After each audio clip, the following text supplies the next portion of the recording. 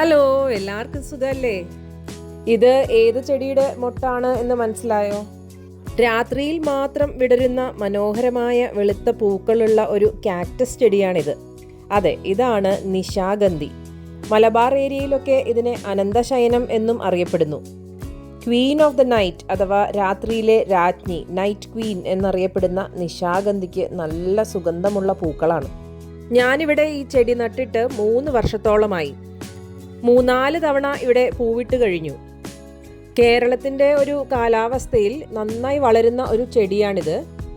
കേരളത്തിലെ ഹിന്ദു ഭവനങ്ങളിലൊക്കെ മഹാവിഷ്ണുവിനോടുള്ള ഒരു ഭക്തിയുടെ പ്രതീകമായി ഈ ചെടി വളർത്താറുണ്ട്. അപ്പോൾ ഇതിൻ്റെ ഒരു പരിചരണവും എങ്ങനെയാണ് ഇതിനെ പ്രൊപ്പഗേറ്റ് ചെയ്യുന്നത് എന്നും ഇത് വിരിഞ്ഞാൽ ഉണ്ടാകുന്ന പൂവിൻ്റെ ഒരു ഭംഗിയും ഒക്കെ നമുക്ക് ഈ വീഡിയോയിലൂടെ കാണാം. രാത്രിയിൽ മാത്രം വിരിഞ്ഞ് അതിരാവിലെ സൂര്യോദയത്തിന് മുൻപ് തന്നെ വാടിപ്പോകുന്ന പൂക്കളാണ് ഇവരുടെ ഒരു പ്രത്യേകത. ഈ ഒരു പ്രത്യേകത ഉള്ളതുകൊണ്ട് തന്നെ ആയിരിക്കാം ആളുകൾ ഇതിൻ്റെ പൂ വിരിയുമ്പോൾ ആ സമയത്ത് എന്ത് പ്രാർത്ഥിച്ചാലും നടക്കും എന്ന് വിശ്വസിക്കുന്നത്. ഇതിനെ നമ്മുടെ നാട്ടിൽ നിശാഗന്ധി എന്ന് പറയുമെങ്കിലും മഹാരാഷ്ട്രയിൽ ഇതിനെ ബ്രഹ്മകമൽ എന്നാണ് അറിയപ്പെടുന്നത്.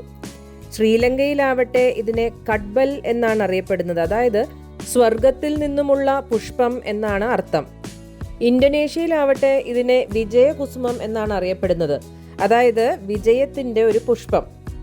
ഇംഗ്ലീഷുകാരാവട്ടെ ഇതിനെ ഡച്ച്മാൻസ് പൈപ്പ് എന്നും ബത്ലഹേം ലില്ലി എന്നും ഒക്കെയുള്ള പേരിൽ വിശേഷിപ്പിക്കാറുണ്ട്. ഈ പൂ വിരിഞ്ഞു കഴിഞ്ഞാൽ രാത്രി മുഴുവനും നല്ല സുഗന്ധമാണ്. അപ്പോൾ ഇതിൻ്റെ പ്രൊപ്പഗേഷൻ എന്ന് പറയുന്നത് വിത്തിൽ നിന്നല്ല.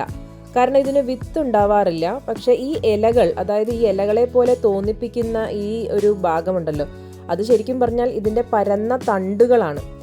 ഈ പരന്ന തണ്ടുകളോ അല്ലെങ്കിൽ അതിൻ്റെ ഒരു ഭാഗമോ ഒടിച്ച് മണ്ണിൽ നട്ടു കഴിഞ്ഞാൽ നമുക്ക് പുതിയ ചെടിയായി വളർത്തിയെടുക്കാം. പുതിയ ചെടി ഉണ്ടാക്കിയെടുക്കാനായിട്ട് നമ്മൾ കുറച്ച് മെച്ചുവേർഡ് ആയിട്ടുള്ള ഒരു ഇല വേണം സെലക്ട് ചെയ്യാനായിട്ട്. അപ്പോൾ ഇതിൻ്റെ ഒരു ബേസിൻ്റെ അടുത്തേക്ക് നിൽക്കുന്ന ഇലയായിട്ട് നമുക്ക് കട്ട് ചെയ്തെടുക്കാം. ഈ ഒരു ഇല നമുക്ക് നേരെ മണ്ണിലേക്ക് നട്ട് കൊടുത്തു കഴിഞ്ഞാൽ പുതിയ ചെടി നമുക്ക് വളർത്തിയെടുക്കാം. അപ്പം ഞാൻ ഈ ഒരു ഇലയാണ് സെലക്ട് ചെയ്തിട്ടുള്ളത്. ഇതിനെ മണ്ണിലേക്ക് എങ്ങനെയാണ് നടുന്നത് എന്ന് കാണിച്ചു തരാം. ഇലയുടെ ഒരു ഷേപ്പ് ഉണ്ടെന്നേ ഉള്ളൂ. ഇത് ശരിക്കും പറഞ്ഞാൽ ഇതിൻ്റെ ഒരു തണ്ട് തന്നെയാണ്. തണ്ടാണ് ഇങ്ങനെ പരന്ന് വളർന്നിരിക്കുന്നത്. അപ്പോൾ ഈ ഒരു ഇല ഞാൻ കട്ട് ചെയ്തെടുത്തിട്ടുണ്ട്. ഇനി നല്ലോണം ഡ്രെയിനേജ് ഹോൾസ് ഉള്ള ഒരു ചട്ടി വേണം നമ്മൾ ഇതിനായിട്ട് സെലക്ട് ചെയ്യാനായിട്ട്. കാരണം വെള്ളം നല്ലോണം ഇതിൽ കെട്ടി നിൽക്കാതെ ഊർന്നു പോകാനുള്ള സംവിധാനം നമ്മൾ ചെയ്തു കൊടുക്കണം. അപ്പോൾ ചട്ടിയിൽ ആദ്യം തന്നെ കുറച്ച് ഇഷ്ടികയോ അല്ലെങ്കിൽ ഓടിൻ്റെ കഷ്ണങ്ങളോ ഇട്ട് കൊടുത്തതിന് ശേഷം കുറച്ച് കരിയില ഇട്ട് നിറയ്ക്കാം. അതിനുശേഷം ഗാർഡൻ സോയിൽ, അതായത് മണൽ മിക്സ് ചെയ്തിട്ടുള്ള ഒരു ഗാർഡൻ സോയിലാണ്. നമുക്ക് സാധാരണ മണ്ണായാലും അതിൽ മണൽ കൂടുതൽ ആഡ് ചെയ്യാൻ ശ്രദ്ധിക്കണം. വെള്ളം കെട്ടി നിൽക്കാതിരിക്കാൻ ഇത് ഏറ്റവും ബെസ്റ്റാണ്. അപ്പോൾ കുറച്ച് മണൽ മിക്സ് ചെയ്തിട്ടുള്ള ഗാർഡൻ സോയിലാണ് ഇട്ട് കൊടുക്കുന്നത്.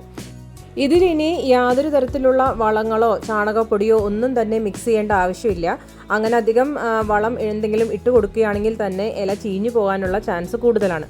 അപ്പം നമുക്കിതിലേക്ക് ഡയറക്റ്റായിട്ട് ഈ ഇലയെ നമുക്ക് ജസ്റ്റ് കുത്തി കൊടുത്താൽ മതി. നമ്മൾ ആ മദർ പ്ലാന്റിൽ നിന്നും കട്ട് ചെയ്തെടുത്തിട്ടുള്ള ആ ഒരു വശം വേണം മണ്ണിലേക്ക് താഴ്ത്തി കൊടുക്കാനായിട്ട്. ആ ഞെട്ട് വരുന്ന ഭാഗം മണ്ണിലേക്ക് ജസ്റ്റ് ഒന്ന് അമർത്തി കൊടുത്തു കഴിഞ്ഞാൽ, നിങ്ങൾക്ക് മണ്ണ് കണ്ടാൽ അറിയാം നല്ല ലൂസായിട്ടുള്ളൊരു സോയിലാണ് എടുത്തിട്ടുള്ളത്. എന്നിട്ട് ഈ മണ്ണിനെ ഒന്ന് പ്രസ് ചെയ്ത് കൊടുക്കുക. ഈ ഒരു സെറ്റപ്പ് നമ്മൾ ചെറുതായിട്ടൊന്ന് വെള്ളം നനച്ചതിന് ശേഷം തണലത്തേക്ക് മാറ്റി വെക്കുക. അധികം വെള്ളം നനയാതെ, മഴ നനയാതെ തണൽ ഭാഗത്തേക്ക് തൽക്കാലം മാറ്റി വെച്ച് കുറച്ച് ദിവസങ്ങൾക്ക്, ഒരാഴ്ചയെങ്കിലും അങ്ങനെ മാറ്റി വെച്ചതിന് ശേഷം പിന്നീട് വെയിലത്തേക്ക് വെക്കുന്നതായിരിക്കും നല്ലത്.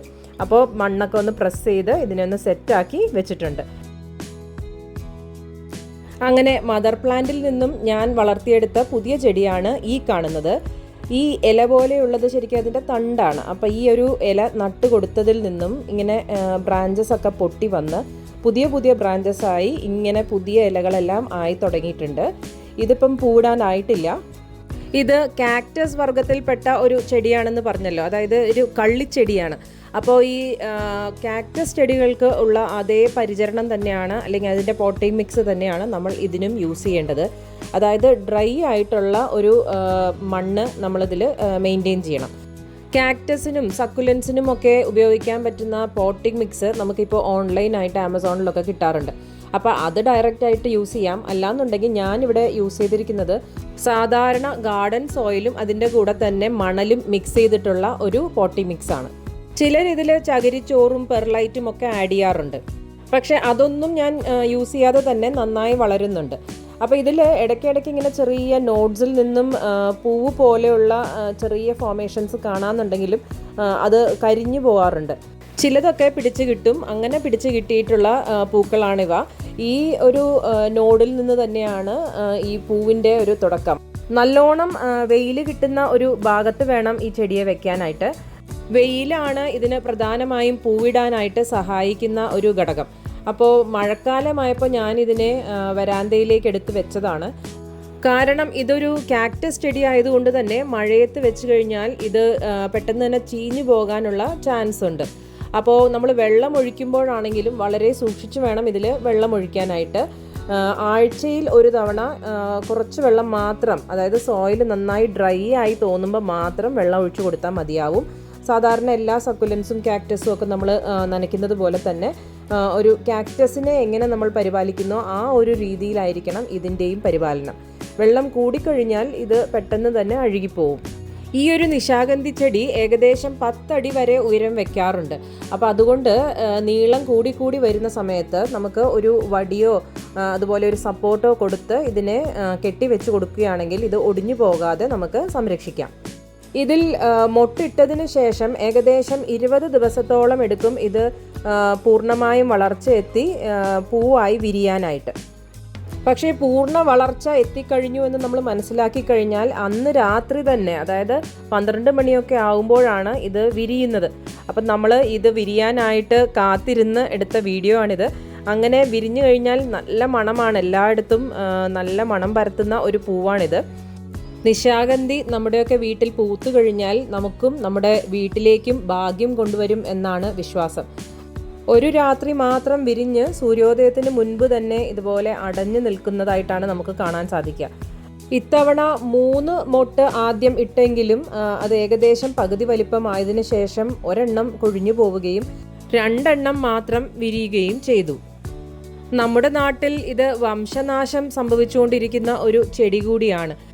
ഒരു രാത്രി മാത്രം ആയുസ്സുള്ള ഒരു പൂവ്.